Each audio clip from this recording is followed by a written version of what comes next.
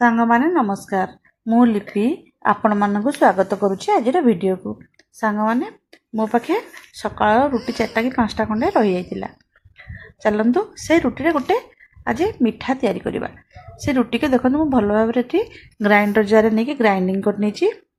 तापरे गोटे कड़ाई रे मु गोटे ग्लास पानी देली। देखन सांग माने वर्तमान कड़ाई रे गोटे ग्लास पानी दे देबी और से पानी रे मो 200 ग्राम खंडे गुड़ जोटा हमर एठी खंड गुड़ मिलुची से गुड़ रु दुईटा एठी पकै नेची। आपण मन चाहिले मते ए रेसिपी टी को चीनी रे बनै परिबे। देखंतु वर्तमान मोर गुड़ मेल्ट हे गलानी।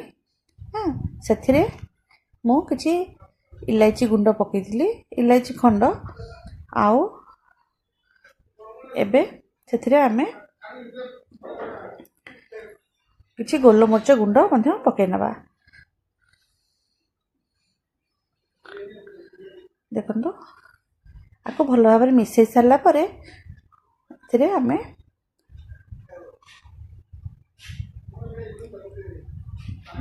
जो गुंड करके रखिथिले आमर रुटी ताको सबुथरे पकई नेछि।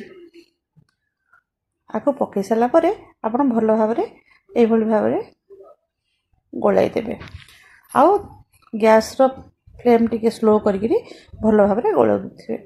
तापरे एठी मु देखंतु 4-5 चम्मच खंडे अमूल व्यवहार करिछि। अमूल को पछे पकईकी एटा भलो भाबरे आको मिसई नेबे। देखंतु वर्तमान मिसी गलानी। तापरे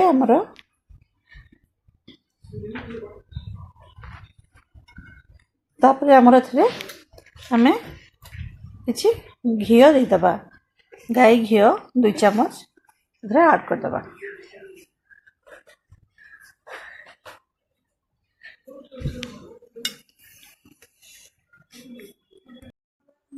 दुई चम्मच घी पकई सारला परे ताको भलो भाबरे हमें मिसई दबा।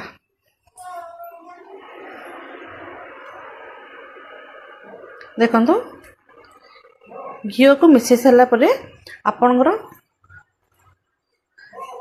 ए जो बैटर टा धीरे धीरे कड़ाई रु छाड़ी जीवो। वर्तमान देखन संग माने प्राय हमर हेई आसलानी। आउ 3-4 मिनट एमती आपन घांटी सारला परे ताको बंद कर देबे। गैस रो फ्लेम को बंद कर देबे।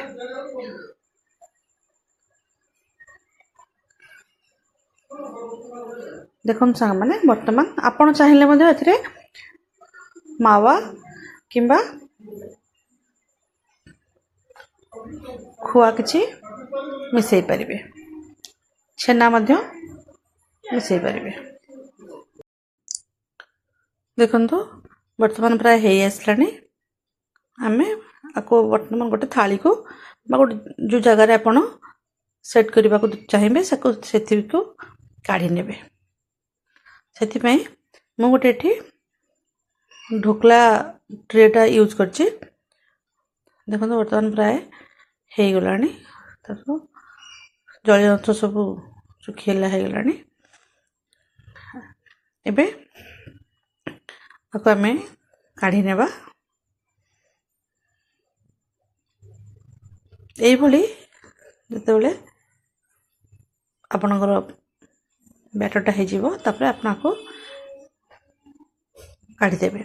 वर्तमान गोटे थाली रे मु किछि घियो बा तेल आपन जोटा पसंद हाथ मार नेबे।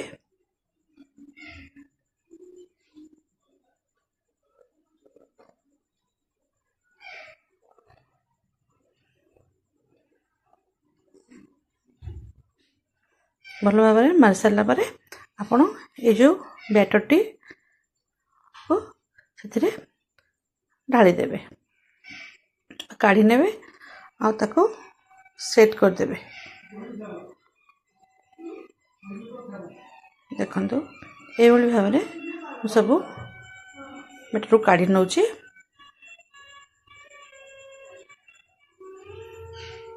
ବହୁତ ଗରମ ଅଛି, ତେଣୁ ଆପଣ ସାବଧାନତା ସହିତ ତାକୁ କାଢ଼ିବେ। କାଢ଼ି ସାରିଲା ପରେ ତାକୁ ଏଇଭଳି ଭାବରେ ସ୍ପାଚୁଲା ବା ପାତିଆରେ ଆପଣ ତାକୁ ସେଟ୍ କରିନେବେ। ସାଙ୍ଗମାନେ ଭିଡ଼ିଓଟି ଭଲ ଲାଗିଲେ ଲାଇକ୍, ସେୟାର ଆଉ ସବସ୍କ୍ରାଇବ୍ କରିବାକୁ ଭୁଲିବେନି।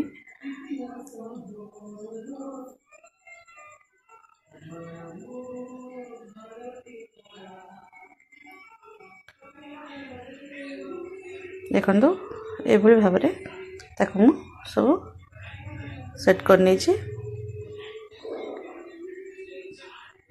ତାପରେ ଉପରେ ଆପଣ ଏଥିରେ ଆପଣ ଡ୍ରାଏ ଫ୍ରୁଟ୍ସ ଆପଣଙ୍କ ପସନ୍ଦ ମୁତାବକ ପକାଇ ପାରିବେ। ମୁଁ କିଛି ଧଳା ରାଶି ଉପରେ ପକାଇ ନେବି। ଦେଖନ୍ତୁ, ଯାହାଫଳରେ ସୁନ୍ଦର ବି ଦିଶିବ ଆଉ ଖାଇଲା ବେଳେ ଭଲ ଟେଷ୍ଟ ମଧ୍ୟ ଲାଗିବ।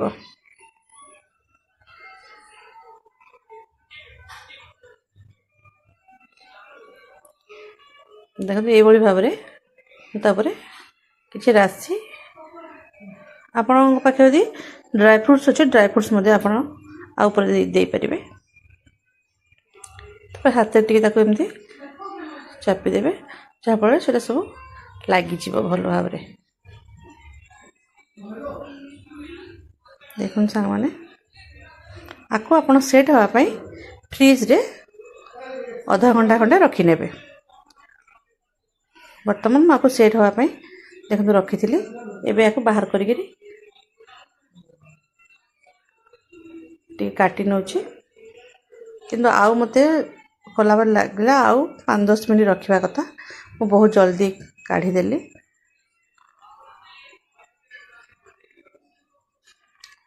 ଆଉ ଟିକେ ସେଟ୍ ହେଇଗଲେ ଏଇଟା ଭଲ ଭାବରେ ବାହାରିବ। ଏଇଟା ମୁଁ କାଢ଼ିଲା ପରେ ଆଉ ଥରେ ପୁଣି ଥରେ ତାକୁ ରଖିଥିଲି ଫ୍ରିଜ୍ରେ। ଦେଖନ୍ତୁ କେତେ ଭଲ ଭାବରେ ମିଠା ପ୍ରସ୍ତୁତ ହୋଇଯାଇଛି। ଆଉ 5-10 ମିନିଟ୍ ଆପଣ ଫ୍ରିଜ୍ରେ ରଖିଦେବେ। ଦେଖନ୍ତୁ ସାଙ୍ଗମାନେ, 10 ମିନିଟ୍ ପରେ ମୋର କେମିତି ମିଠା ବହୁତ ବଢ଼ିଆ ଭାବରେ କଟିକି ବାହାରି ଯାଇଛି। ଧନ୍ୟବାଦ ସାଙ୍ଗମାନେ, ନମସ୍କାର।